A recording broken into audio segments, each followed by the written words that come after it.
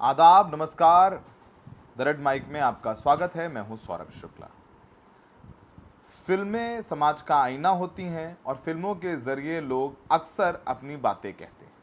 लेकिन कुछ फिल्में जोड़ने वाली होती हैं, इंस्पायर करने वाली होती हैं, और कुछ फिल्मों से माहौल भी ख़राब होता है। वो फिल्में एजेंडे के तहत बनाई जाती हैं। अब बहुत चर्चा हो रही है एक फिल्म की जिसे डायरेक्टर अमित जानी ने बनाया है और उसका नाम है Udaipur files. Udaipur files film, आपको याद होगा, कुछ साल पहले 2022 में उदयपुर में कन्हैया लाल नाम के एक शख्स की हत्या की गई थी। उस दौर में ज्ञानवापी मस्जिद का सर्वे चल रहा था और शिवलिंग को लेकर के बहुत विवाद हुआ था। बीजेपी की प्रवक्ता नूपुर शर्मा ने एक न्यूज चैनल की डिबेट में मुस्लिम धर्म को लेकर कुछ आपत्तिजनक शब्द कहे, जिसके बाद माहौल खराब हुआ और एक्शन का रिएक्शन हुआ उदयपुर में, जहां पर कुछ कट्टरपंथी लोगों ने, आतंकवादी सोच के लोगों ने कन्हैया लाल नाम के एक शख्स की बुरी तरीके से निर्मम हत्या कर दी। अब उस पूरे मामले को लेकर के अमित जानी ने एक फिल्म बनाई। अब क्या होता है कि हर फिल्म का एक मैसेज होता है, संदेश होता है।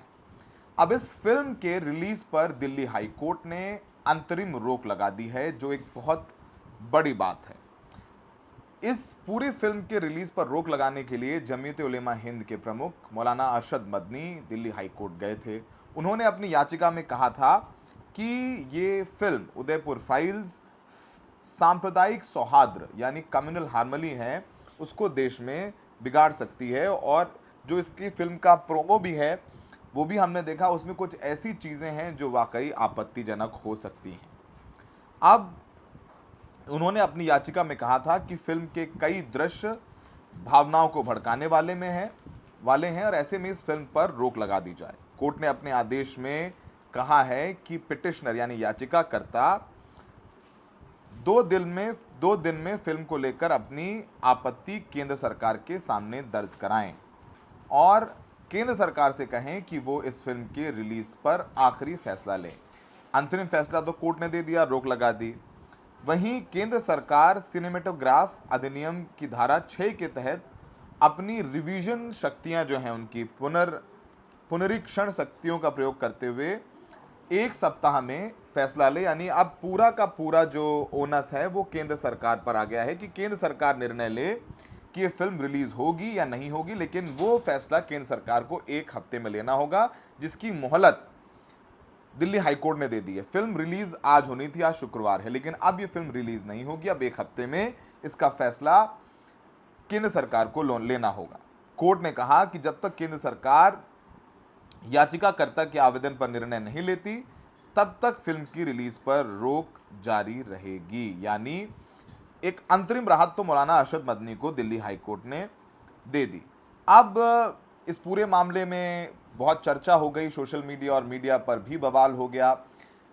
कांग्रेस और बीजेपी भी आमने सामने हुई और इस फिल्म में ये जो फिल्म है वो उदयपुर फाइल्स आज यानी 11 जुलाई को रिलीज होनी थी और इसे करीब 3500 स्क्रीन्स पर रिलीज होना था, जिसमें उदयपुर के भी 3 प्रमुख सिनेमाघर शामिल हैं। अब इस पर रोक लग गई है और कन्हैया लाल केस में आरोपी मोहम्मद जावेद, उसने भी फिल्म पर रोक लगाने के लिए सुप्रीम कोर्ट में आवेदन दर्ज कराया था और 9 जुलाई को ही सुप्रीम कोर्ट ने सुनवाई करते हुए याचिका पर रोक लगाने से इनकार कर दिया था।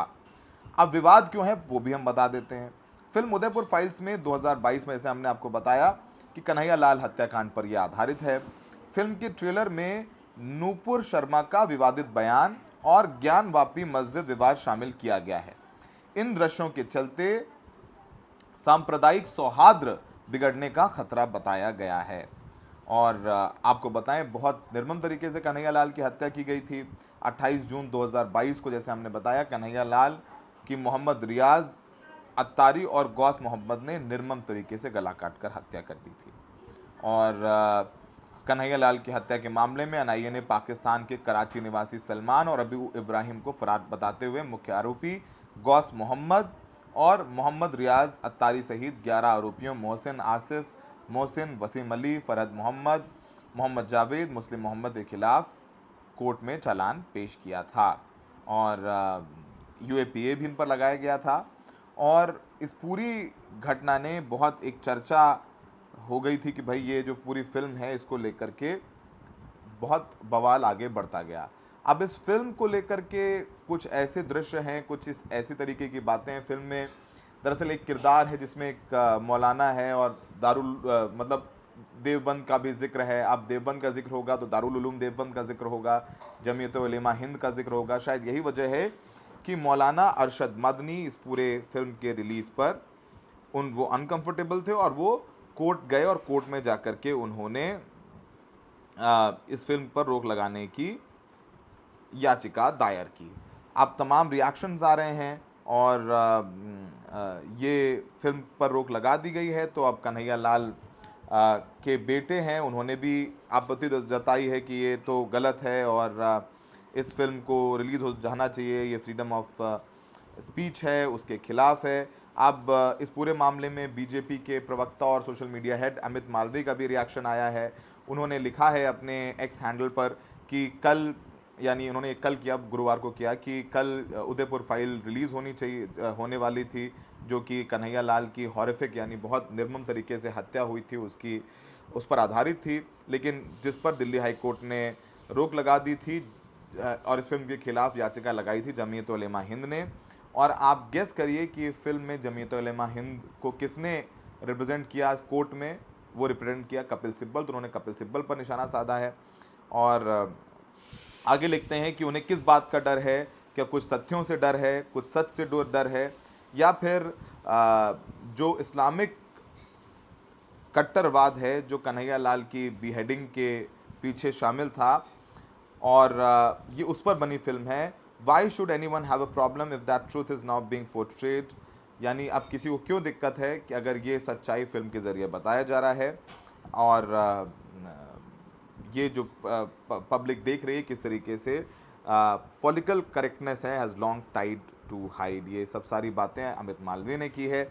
इस पर जो जमीयत उलेमा हिंद है उसने भी अपना बयान जारी कर ये कहा है कि वो उस पूरे मामले में काफ़ी रिलीव महसूस कर रहे हैं और वो काफ़ी खुश हैं कि कोर्ट ने इस पूरे मामले का संज्ञान लेते हुए फिल्म पर रोक लगाई है। इस पर मौलाना अरशद मदनी ने भी ट्वीट किया है और एक प्रेस रिलीज़ आई है और उन्होंने कहा है कि कोर्ट की कार्रवाई बहुत उत्साहजनक है, हम अदालत के फैसले का स्वागत करते हैं। जमीयत उलेमा हिंद के अध्यक्ष इन्होंने कहा कि हम अंतिम निर्णय का इंतज़ार कर रहे थे, लेकिन दिन भर की सुनवाई के बाद जो नतीजा सामने आया वो स्पष्ट रूप से दर्शाता है कि आपत्तिजनक दृश्य हटाए जाने के बावजूद फिल्म में अब भी ऐसे सीन मौजूद हैं जो हमारे समाज में नफरत का जहर फैला सकते हैं। मौलाना मदनी आगे कहते हैं, फिल्म की स्क्रीनिंग पर स्टे और अदालत के अन्य आदेशों ने संविधान की सर्वोच्चता को मजबूत किया है। ये एक स्पष्ट संदेश भी देता है कि कला और अभिव्यक्ति की स्वतंत्रता के नाम पर कोई भी व्यक्ति संवैधानिक और नैतिक सीमाओं का उल्लंघन नहीं कर सकता। उन्होंने कहा कि हाल में कुछ वर्षों में कुछ और आपत्तिजनक फिल्में भी बनी हैं, लेकिन वो इतनी घिनौनी नहीं थी। इस फिल्म में एक हत्या की घटना की आड़ में एक पूरे संप्रदाय को इस तरह कटघरे में खड़ा किया गया है मानो वो अपराधी हों, इसलिए हमने इस मामले को अदालत में ले जाने का फैसला किया। हमें खुशी है कि हमारी कोशिशें कामयाब रहीं और हमें पूरा विश्वास है कि अंतिम फैसला भी हमारे पक्ष में ही होगा। ये फैसला सिर्फ फिल्म पर रोक नहीं बल्कि सांप्रदायिक तत्वों के इरादों और एजेंडों पर रोक है। उन्होंने कहा कि विशेषकर देश के सबसे प्रतिष्ठित वकीलों में से एक कपिल सिब्बल ने अदालत को सफलतापूर्वक ये बताया कि यह फिल्म देश के बहुलवादी समाज के लिए कितनी खतरनाक हो सकती है। मौलाना मदनी आगे कहते हैं कि फिल्म के बारे में किया गया फैसला भविष्य के लिए भी एक नज़ीर माना जाएगा और अन्य फिल्म निर्माताओं को भी एक बड़ा सबक मिलेगा जो फिरका परस्त ताकतों को खुश करने की नापाक मंशा से ऐसी फिल्में बनाकर देश की शांति, एकता और सांप्रदायिक सद्भाव को नुकसान पहुंचाने की कोशिश करते हैं। ये बात मौलाना अरशद मदनी ने कही। तो सुनवाई के दौरान कोर्ट में ये कहा फिल्म के निर्माताओं ने कि उन्होंने कुछ जो आपत्तिजनक दृश्य थे जो फिल्म के प्रोमो में या ट्रेलर में थे उनको हटा दिया गया है।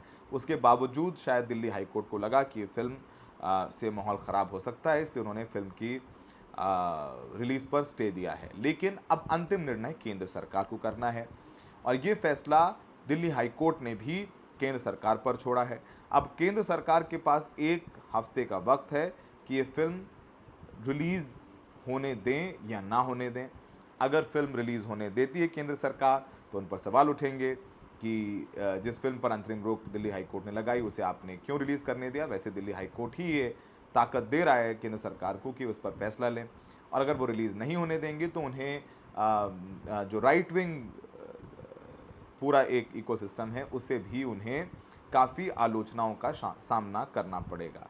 तो केंद्र सरकार क्या निर्णय लेती है ये हम आगे आने वाला वक्त बताएगा। लेकिन अब अगले कुछ दिन उदयपुर फाइल्स को लेकर के चर्चा होगी, और उदयपुर फाइल्स के बारे में जिन्होंने नहीं भी सुना था इस फिल्म के बारे में, अब चूंकि दिल्ली हाई कोर्ट ने स्टे लगा दिया है, और जब स्टे लगाया तो खबरें बनेंगी, और खबरें जब बनेंगी तो लोग उदयपुर फाइल्स के बारे में जानेंगे। तो इस फिल्म के निर्माताओं को शायद बिना पैसे खर्च किए अच्छी खासी पॉपुलैरिटी और पब्लिसिटी मिल गई है। अब अगर ये फिल्म रिलीज़ होती है तो ये कितना पैसा कमाएगी और लोग कितना देखेंगे इसे, इसकी सफलता शायद वहीं से तय होगी। और शायद हमें भी लगता है कि बहुत सारी चीज़ों पर लोगों को फैसला लेने देना चाहिए, क्योंकि अंत में फिल्म लोगों को देखने जानी है। वो निर्णय लें कि वो किसी फिल्म को देखना चाहते हैं या नहीं देखना चाहते हैं, वो उस फिल्म में अपना पैसा लगाना चाहते हैं या नहीं लगाना चाहते हैं। अब चूँकि आपने अमित मालवीय का ट्वीट देख ही लिया है, तो एक तबका जो है इस फिल्म की रिलीज़ के लिए पूरी ताकत लगाएगा। अरशद मदनी को फिलहाल अंतरिम राहत मिली है, लेकिन आगे फैसला केंद्र सरकार को लेना है। हमें देखने के लिए बहुत बहुत शुक्रिया।